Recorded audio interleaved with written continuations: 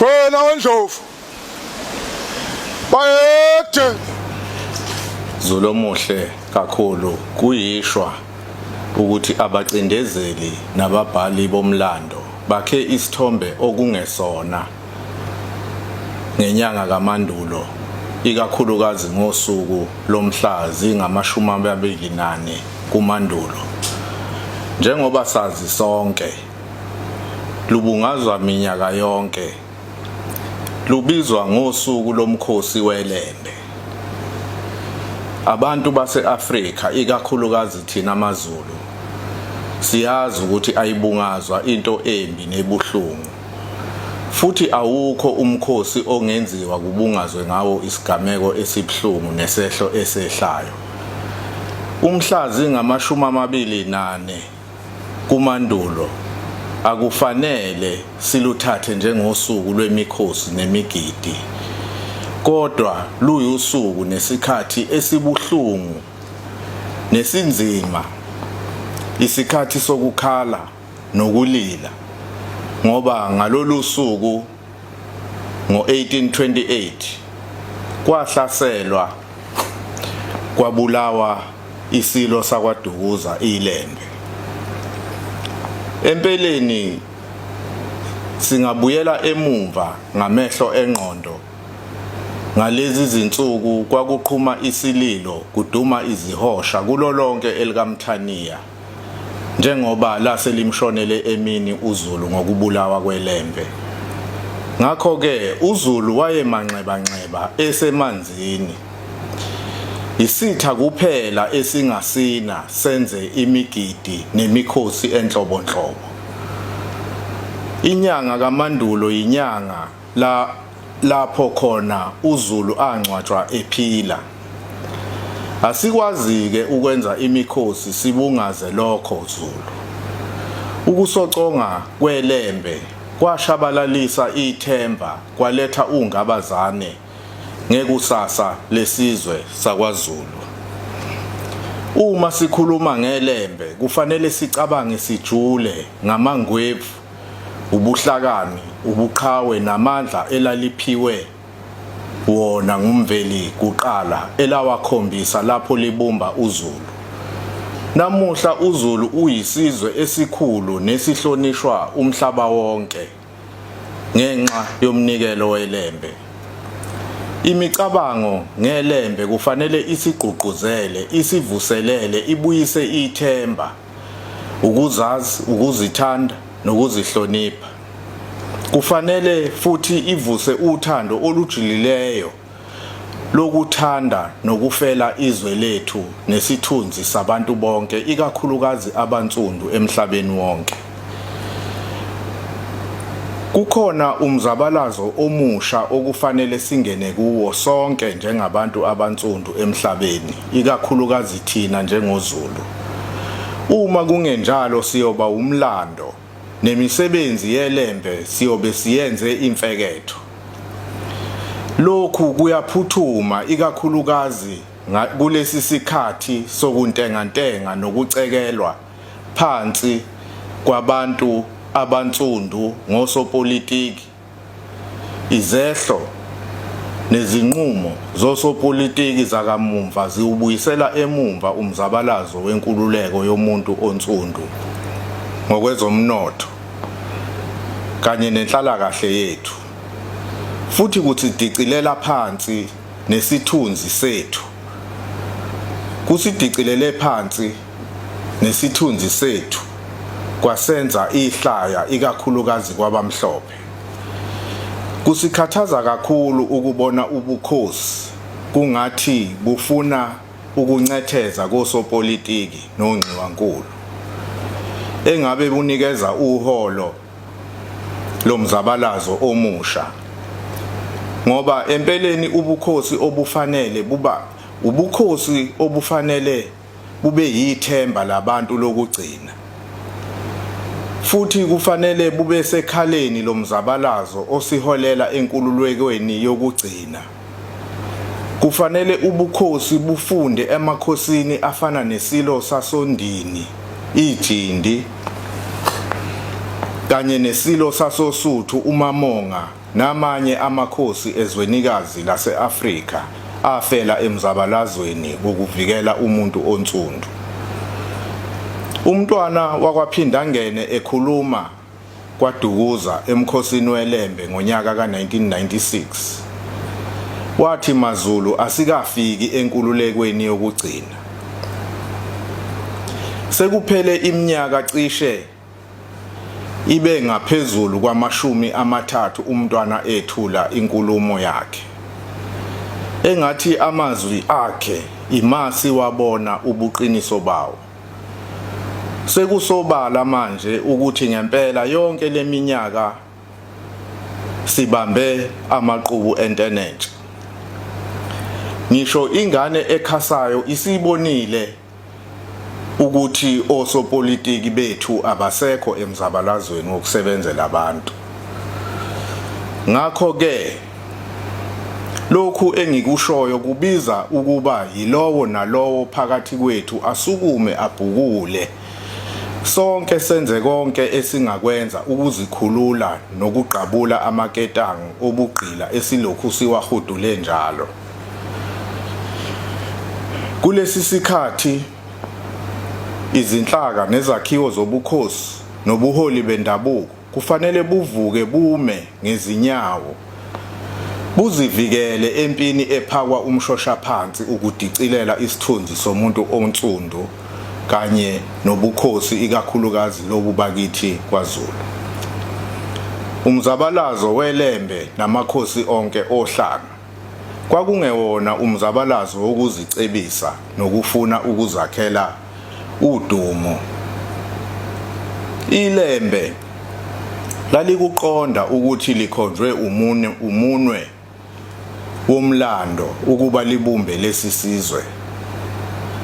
Njengoba kulonyaka kuphela iminyaka eyi100 neminyaka yesikhombisa kwakhothama iLembe, kufanele sizikhumbuze ukuthi konje ngabe iliphi ifa elasishiya nalo iLembe, nokuthi ikuphi esingakwenza ukuze silandele ezinyathelweni zeLembe. Ikuphi okufanele sikwenze ukuqinisa indlela eyaphambili njengesizwe esinsundu.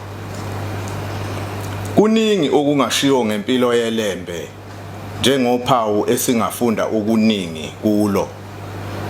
Kodwa ayikho inkulumo eyodwa engakwazi ukulanda ngokupheleleyo futhi yenze ubulungiswa ngempilo yesilo uNodumehlezi. Ngakho ke ngizothi qaphu izinto ezimbalwa engibona ukuba kufanele singazilibali nanini njengoZulu ezaba yimigomo nezinkolelo ezazilawula zibusa imicabango nempilo yeLembe. Okokuqala, uthando lwezwe lakhe. Kukho konke elakwenzayo iLembe lalilawulwa uthando olungachazekiyo lwezwe lakhe nomuntu onsundu. iLembe nesizukulwane elaphila phakathi kwaso lalingenza noma yini ukuvikela izwe, umnotho wezwe kanye nenhlalakahle yabantu bakayise. Ngibona ukuthi kuyinselelo enkulu esibhekene nayo njengesizukulwane sanamuhla ukuba sifunde kwabasandulelayo. Sifunde ukuzithanda, sithande nezwe lakithi, singanikeli ngezwe ezigebengwini kondlebe zikhanya ilanga nakubantu abashiya amazwe abo bafohle imingcele bedelela futhi bebukela phansi imithetho yezwe lakithi nathi uqobo ngokungekho emthethweni ezweni lakithi. Okwesibili, Kufanele impilo yeLembe isinike isibindi sokubhekana nenselelo yokuvikela umhlaba kanye nokubuyisa umhlaba wokhokho ongakabuyi kuze kube manje. Osekucaca ukuthi ipolitiki angeke iwubuyise. Umbuzo ke uthi njengoba lokho sekusobala ngabe sizonikezela noma sizosukuma siholwa amakhosi phansi sililwele izwe lethu ngoba siyobe sehlulekile uma singazange sizibuyisele emasisweni ngalesi sizukulwane sethu. Okwesithathu ubunye. Okunye okuphawulekayo ngempilo yeLembe ukuba lalikholelwa ebunyeni nasobumbanweni lwabantu abansundu. Lokhu kucace bha uma sibona imikhankaso yalo yokubumba uZulu lapho elaliqoqa khona izizwe ezehlukene lizihlanganisa ukuba zibe isizwe esisodwa esibumbene nesinamandla futhi esasizokwazi ukubhekana nezinselelo ezasevele zibonakele njengoba abamhlophe base bevele befikile ezingxenyeni ezithize zezwe. iLembe lalikuqonda kahle ukuthi njengabantu abansundu siyonqoba kuphela uma siyimbumba simunye. Kuze kube namuhla ubunye bukaZulu yibona obuwumqhele wethu nokwenza ukuba uZulu ehluke kwezinye izizwe. uZulu uyakwazi ukuphumela obala abe yiqeqebana. Lokhu yikho okwenza ukuthi abanye baxhaphazele izisu osekuze kwasidalela isigcwagcwa kwabanye.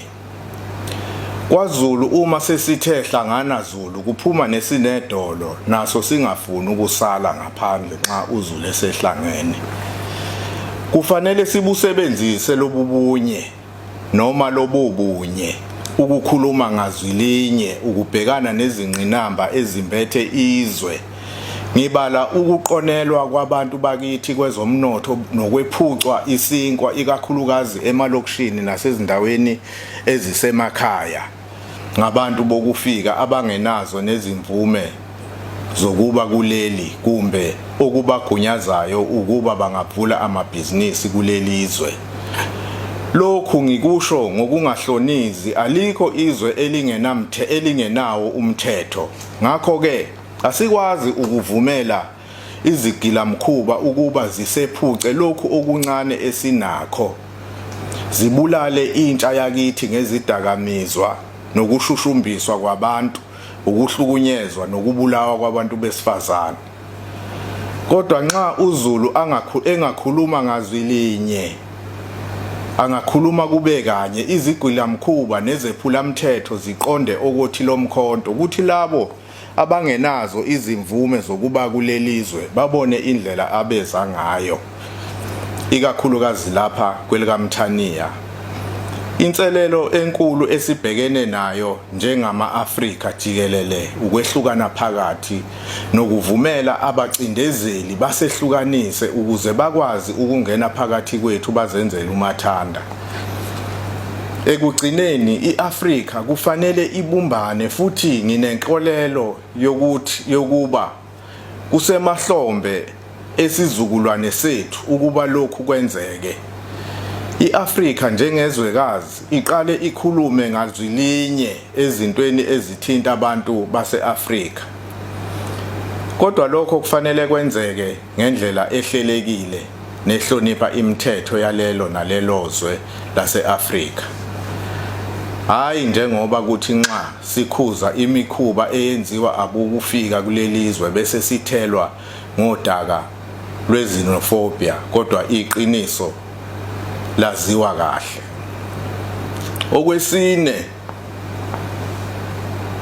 iLembe lalikholelwa kukho ukuzigqaja nokuzazi. iLembe lahlanganisa izizwe eziningi lazenza isizwe esisodwa esinobuzwe obubodwa. kanye nesikompilo elilodwa futhi elehlukile kwezinye izizwe. Lokhu sikubona ngisho emvunulweni yethu. Siyazi ukuthi abanye ngokungaqondi bakubiza ngedimoni lobuhlanga. Lokhu kungaqondi okuyingozi, kodwa futhi kuhamba nomona lapha bebona ukuziqhenya nokuzigqaja ngobuthina ngokungahlonisi. Ngakho ke kuyifa elikhulu esalishiyelwa isilo ilembe okufanele sakhele kulo ukuze ukuqhakambisa ukuthuthukiswa nokugcina amasiko ethu njengesizwe kungapheli nezwe lingafi ngathi. Kufanele futhi ukuziqhenya kwethu ngobuthina sikusebenzise ukufundisa nokwedlulisa ulwazi olumqoka ngesizwe sethu ezizukulwaneni ezizayo. Ningabanaki laba bathi lokhu sikwenza ngoba sinedimoni lobuhlanga. Empeleni abasho njalo yibo kanye ababuswa yilelo dimoni futhi abaphethwe yidimoni lokuzenyanya bona uqobo lwabo. Empeleni leyo imfundiso yamakoloni eyayihlose ukuba singabungazani ngokwehlukana kobuhlanga namasiko ethu, kodwa lokho kusetshenziswe njengesikhali sokutshala ukwehlukana nokuzondana. Zulomuhle, okunye engifisa abantu bakwaZulu bangadideki kukho ukutshelwa umlando ongekho ukuthi kunabathile abafike nesiko noma namasiko athile lapha kwaZulu. Ayikho leyo nto, kuphela belekelela uma ngabe umdlokombane evuselela amasiko ayesevalwe ngabamhlophe ngoba babengayithandi imigidi eyayihlanganisa isizwe. Kulabo abelekelela ngingabala nenkosazana kaBishop Khali umntwana uNonhlahla owayeganele eMandebeleni ongasafakwa kulowo mlando wokuvuselelwa kwalawo masiko okuyinto ebhlungu leyo. Okwesihlanu, isibindi nobuqhawe. Isibindi selembe siyaziwa emhlabeni wonke jikelele. Ubuchule nobuqhawe balo ngokunjalo ukubumba kwalo uZulu kwaba yingqophamlando nenqaba esamile kuze kube manje.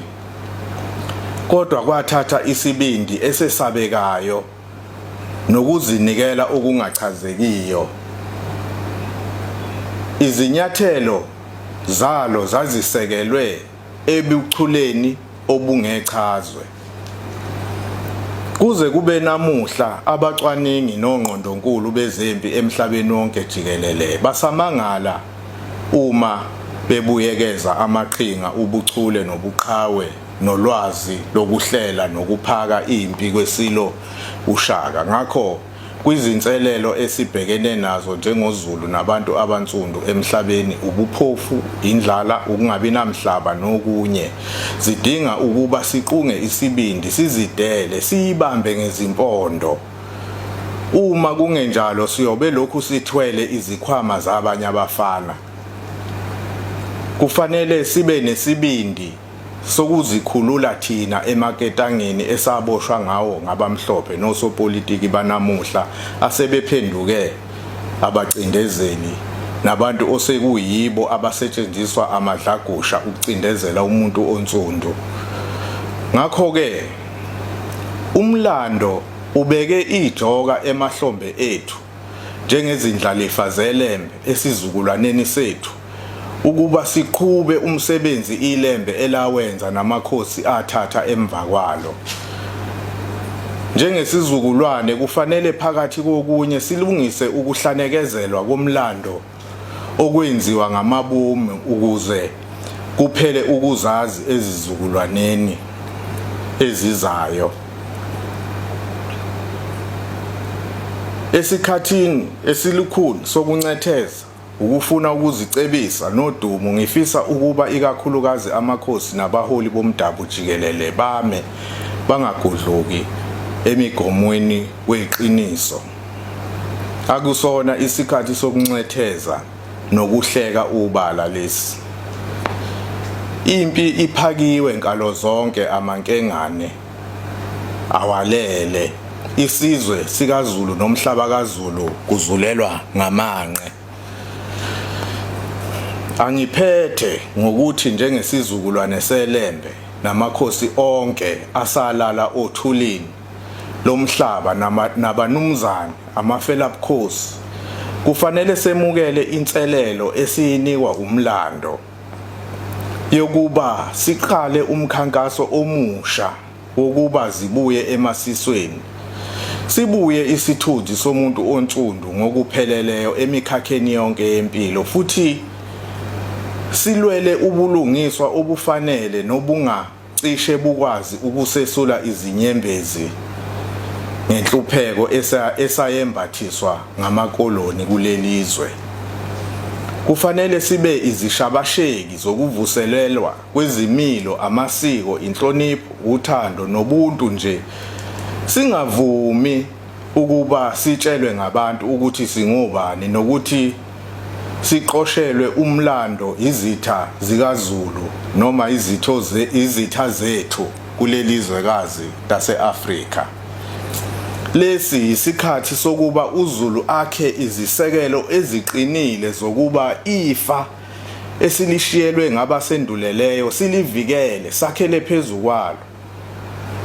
Ukwakha uZulu wakusasa okuyothi izizukulwane ezizayo zisincome futhi zisikhumbule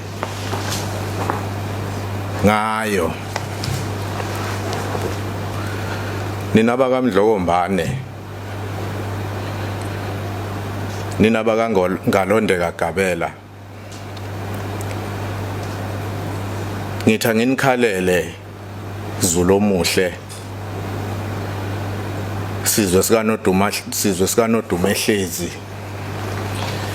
ngeminye yemithetho esiyibone iphakanyiswa ngabaholi bethu esibathandayo nabasimele ekuphathweni kwezwe, nesithembele kubo ekutheni basivikele, bavikele amasiko ethu nobungcwele bethu njengesizwe esinsundu. Ngokucabanga kwami, kufanele sibasole abaholi bethu kwezinye izinqumo abasithathela zona bengaxhumananga nathi emazingeni ahlukene. Kunendaba Zulu omuhle esematheni kulezi insuku ethinta indaba yezibongo. Iyasithinta kakhulu thina abantu abangoni okungamanguni. Iyona ephethe ubungcwele bethu, ukuzaleka komuntu. Ihamba ize iyothinta umsamo owukuphila kithi noyisisekelo senkolo yethu. Ize iyosixhumanisa nomvelikuqali namadlozi nezinyandezulu nonomkhubulwane nayo yonke imimoya ephethe ubungcwele obusixhumanisa nongabonwayo thina sizwe esinsundu. Angilwi nabaphasise lomthetho, kodwa ngifisa ukuxwayisa ngezinto ezimbi ezingasehlela njengesizwe esinsundu nezingaseqhatha nemvelo. Indaba yesibongo ijule kakhulu. Ngikhuluma nje baningi abanezinkinga ngenxa yokungazazi ukuthi bangobani, nemisamo edunguzelayo ngenxa yezibongo ezingaqondile. Siyacela izikhulu zethu zikubhekisise lokhu ngoba kuzosibulala siyisizwe. uMdlokombane kunamazwi awashoyo ukuthi uma ungumuntu uzelwe kufanele wazi ukuthi ngelinye ilanga uzofa. Manje ke uma uhamba emhlabeni uyakwabakini usuzibize ngento ongeyona uzoshonaphi. Kuningi singakukhuluma ngendaba yokushintshwa kwezibongo ngoba okunye okuzokwenzeka sizogcina sesilalana sodwa singabegazi elilodwa okuzogcina kuzaleka izingane ezinemiqondo edungekileyo.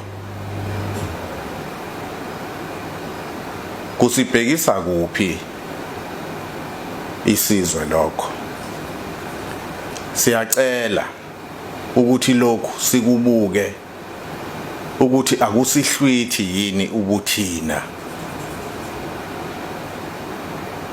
Ngizocela ukuveza okunye sizwe sikaZulu. Ngikade ngikhulume ngendaba yokuhlanekezelwa komlando wethu. Engeke ngingakhulumi ngakho ngoba ngiyisizukulwane salo iLembe futhi ngumzukulwana wali iLembe.